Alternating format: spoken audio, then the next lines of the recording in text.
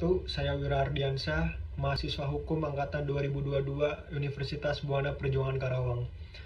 Di sini saya akan memaparkan apa tujuan dan manfaat kita mempelajari filsafat hukum. Jadi mempelajari filsafat hukum berarti menyelami dasar-dasar filosofis hukum sebagai suatu ilmu.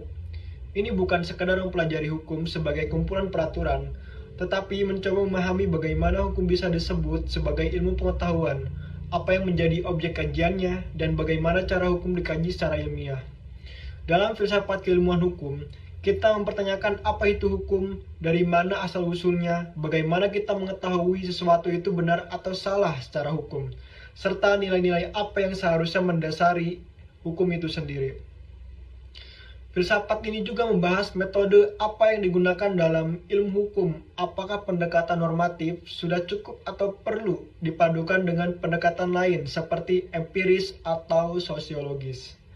Dengan pendekatan filsafat ini, hukum tidak hanya dilihat sebagai alat kekuasaan atau aturan formal, tetapi juga sebagai bagian dari upaya manusia untuk mewujudkan keadilan dan ketertiban sosial. Ini menuntut pemikiran kritis, reflektif, dan terbuka terhadap kompleksitas hukum dalam konteks kehidupan nyata. Lalu, manfaat kita mempelajari filsafat hukum memberikan banyak manfaat, terutama dalam memperdalam pemahaman terhadap hukum secara menyeluruh dan kritis. Pertama, ia membantu kita memahami hakikat hukum, bukan hanya sebagai kumpulan aturan, tetapi sebagai bagian dari konstruksi sosial, moral, dan ilmiah yang lebih luas. Dengan pemahaman ini, kita tidak sekedar menerapkan hukum, tetapi juga mampu menilai dalam mengkritisi apakah suatu aturan adil, tepat, atau perlu diubah. Yang kedua, filsafat keilmuan hukum mengasah kemampuan berpikir logis dan reflektif.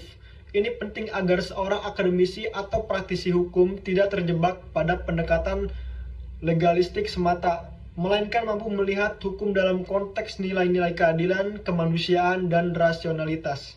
Yang ketiga, pemahaman terhadap dasar-dasar keilmuan hukum memperkuat argumen ilmiah dalam penulisan akademik seperti skripsi, tesis, atau artikel hukum.